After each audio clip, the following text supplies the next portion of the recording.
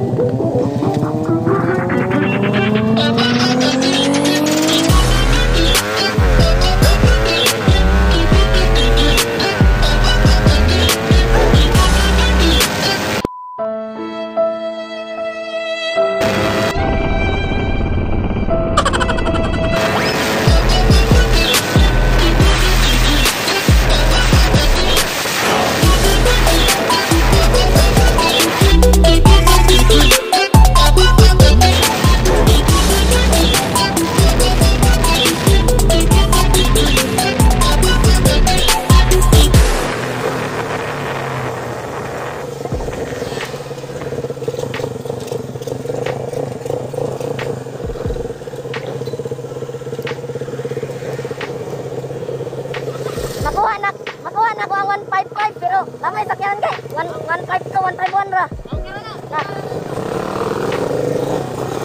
So we are back guys. Ayan, yun yung performance ng size 43 ng naka big tire, saka size 43 din ng naka rim set.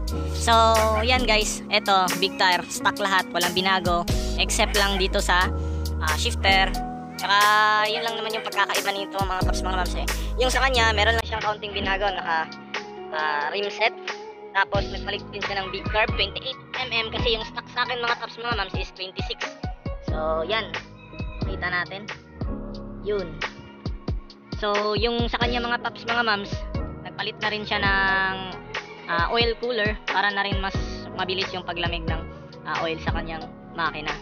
Yung sa atin stock lahat yan. So yan, big tire. So kitang kita naman sa performance kanina. So kahit ito lang yung baguhin ninyo sa motor ninyo mga paps mga mams, ipahabol nyo talaga is top speed ng Raider 150. Oh no! Makukuha nyo talaga. So ito, pipe natin, tsaka yung pipe niyang kinabit. Daing. So yan nga. So abangan nyo bukas yung kasunod na video nito mga paps mga mams. Ito namang size 45 yung ikakabit natin kung ilan nga ba ang top speed ng Raider 150 natin naka big tire sa 45 na sprocket set. So without further ado guys, hindi ko na ito patatagalin pa kasi mag-e-edit pa ako ng video. So shoutout nga pala ako sa kaibigan natin, ayan si Dave, ayan. Pwede nyo siyang i-follow sa Facebook page niya. So yun guys, abangan nyo rin yung future vlogs niya, baka magkakaroon na rin to ng channel. So support each other lang tayo. So spread the love. Tsaka please don't forget to like and subscribe to my channel. Keep safe, ride safe. You know the drill guys.